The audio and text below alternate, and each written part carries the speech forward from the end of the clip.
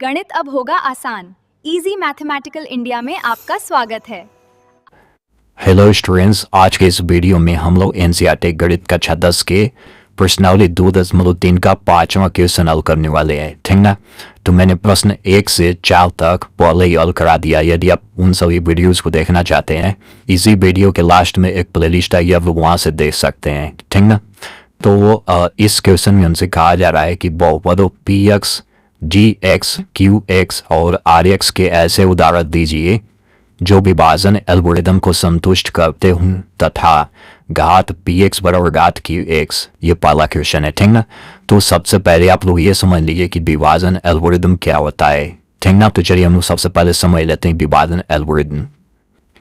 तो आपने कक्षा 9 में ये पढ़ा होगा कि यूक्लिड विभाजन एल्गोरिदम, ठीक ना।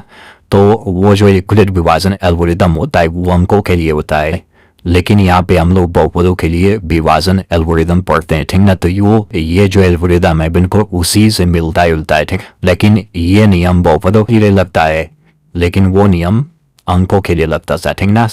तो माना यदि जी एक्स बहुपद से हम लोग पी एक्स बहुपद में भाग देते हैं, तो हमने ये माना कि भागफल क्यू एक्स आएगा और शेषफल आर एक्स आएगा, ठीक ना। तो हम लोग अधिकतर भाजक जी एक्स मानते हैं और भाज्य को पी एक्स मानते हैं, भागफल को क्यू एक्स मानते हैं और शेषफल को आर एक्स मानते हैं, ठीक ना।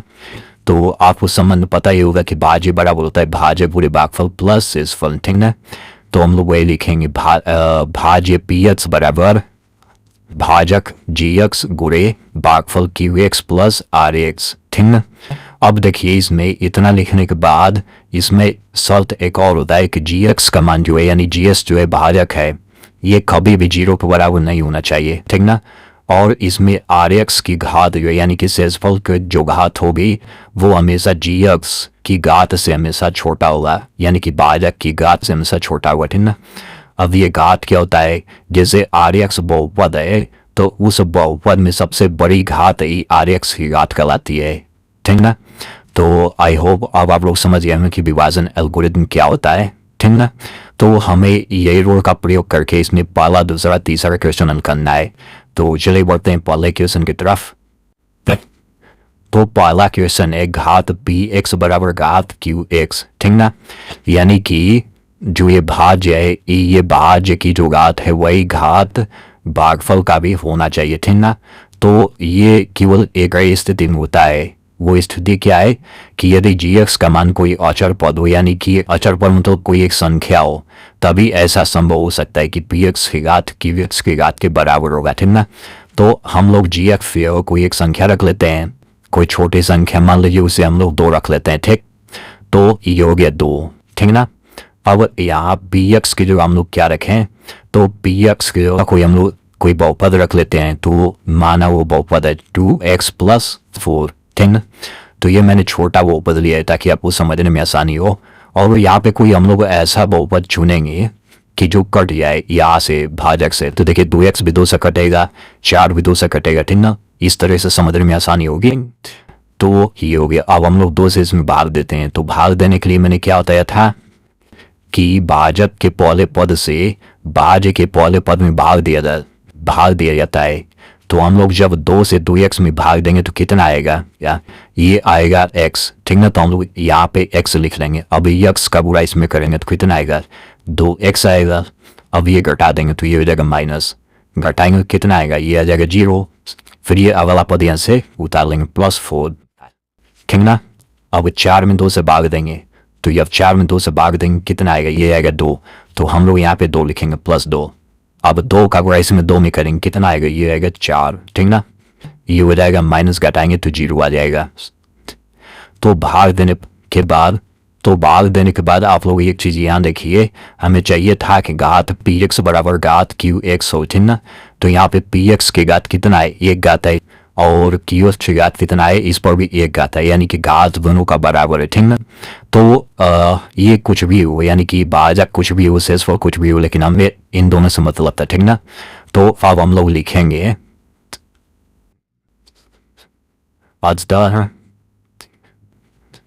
पी एक्स बराबर क्या हो जाएगा, पी एक्स बराबर हो जाएगा 2x + 4, ठीक ना। और क्यू एक्स बराबर क्या होगा, और ये क्यू एक्स बराबर हो जाएगा, देखिए क्यू एक्स क्या है, भागफल है, तो ये हो जाएगा एक्स प्लस 2, ठीक ना। और यहाँ पे अगर हम लोग जी एक्स की बात करें, जी एक्स क्या है, जी एक्स जो है भाजक है, तो ये हो जाएगा 2, ठीक ना। अब इसके बाद आर एक्स जो है शेषफल है, तो शेषफल आप देख सकते हैं क्या है, 0 है, ठीक ना। तो इसका आंसर ये हो गया, इतना ये पूरा, ठीक ना। तो इस तरीके से हम लोग पी एक्स, क्यू एक्स, जी एक्स और आर एक्स का मान लिख लेंगे, ठीक ना। और यदि हम लोग इस पर विभाजन एल्गोरिदम का प्रयोग करें तो वो बिल्कुल अच्छी तरह से फॉलो करेगा, ठीक ना। और घात पी एक्स बराबर घात क्यू एक्स भी आ गया। तो इस तरह का जो क्वेश्चन होता है इसका केवल एक निश्चित आंसर नहीं होता है, इसके अनंत आंसर होते हैं, ठीक ना। तो कोई जरूरी नहीं है कि जो बुक में दिया गया है केवल आप लोग उसी आंसर को लिखें, ठीक ना। तो इसी तरीके से अब हम लोग दूसरा क्वेश्चन भी करते हैं। तो यहाँ पे एक चीज और ध्यान दीजिए कि जब परीक्षा में ये क्वेश्चन आएगा तो आपको ये रफ कार्य आपको नहीं लिखना है, ठीक ना। और ये सब पूरा इसी तरीके से लिखना है। तो चलिए बढ़ते हैं दूसरे क्वेश्चन की तरफ। तो दूसरा क्वेश्चन है घात क्यू एक्स बराबर घात आर एक्स, ठीक ना। तो इसमें सबसे पहले हम लोग लिखेंगे विभाजन एल्गोरिथम से, ठीक ना।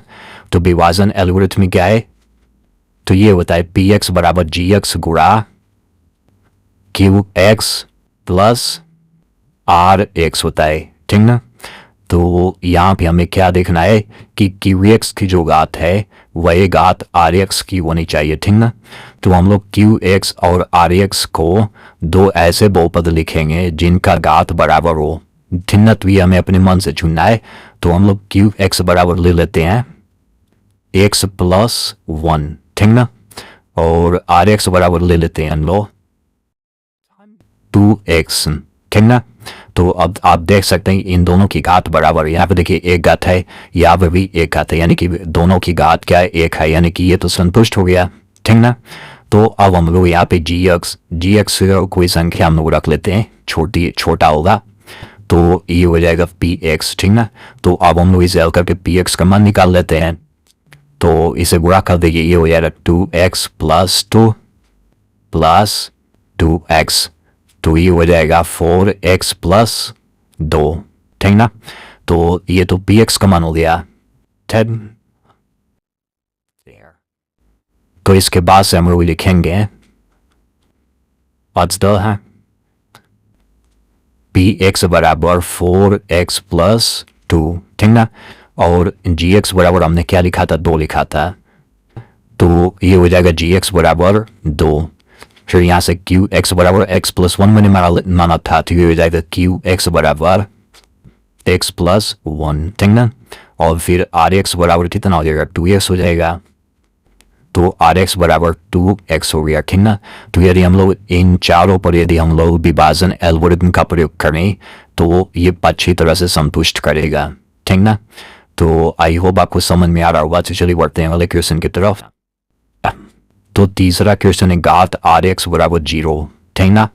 यानी कि शेषफल जो होगा 0 होगा। तो इसमें हम सबसे पहले लिखेंगे विभाजन एल्गोरिथम से, ठीक ना। तो विभाजन एल्गोरिथम लिख लेते हैं, पी एक्स बराबर हो जाएगा जी एक्स गुणा Q x plus R x, ठीक ना। तो इसमें आर एक्स का मान 0 चाहिए हमें, तो हम लोग इसे पहले 0 रख लेते हैं, ठीक ना। अब इन दोनों बहुपदों को हम लोग कुछ भी रख सकते हैं, क्योंकि हमें बस इसमें क्या बस यही पालन तो करना है कि घात आर एक्स बराबर 0, तो हम लोग इसे पहले लिख चुके हैं। इसे हम लोग कोई छोटा बहुपद मान लेते हैं। तो यहाँ पे हम लोग क्यू एक्स बराबर ले लेते हैं x प्लस 1, ठीक ना। और जी एक्स बराबर ले लेते हैं x। तो इस तरीके से हम लोग अब पी एक्स का मान निकाल लेते हैं, ठीक ना। तो पी एक्स बराबर हो जाएगा x का इसमें गुणा करिए तो एक्स स्क्वायर हो जाएगा, x का 1 में गुणा करेंगे तो कितना होगा, x होगा। और यहाँ पे प्लस 0, तो इस तरीके से पी एक्स का मान हो जाएगा एक्स स्क्वायर प्लस एक्स, ठीक ना।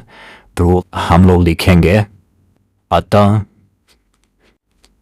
पी एक्स बराबर एक्स स्क्वायर प्लस एक्स, जी एक्स बराबर जी एक्स बराबर हमने क्या लिया था, एक्स लिया था, ठीक। और क्यू एक्स क्यू एक्स बराबर के लिए हमने x+1 लिया था, तो इसे भी लिख सकते हैं x+1। और आर एक्स बराबर हमने पहले ही 0 मान लिया था, ये हो गया 0।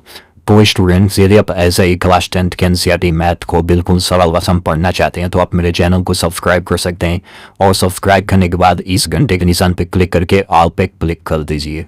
Thanks for watching.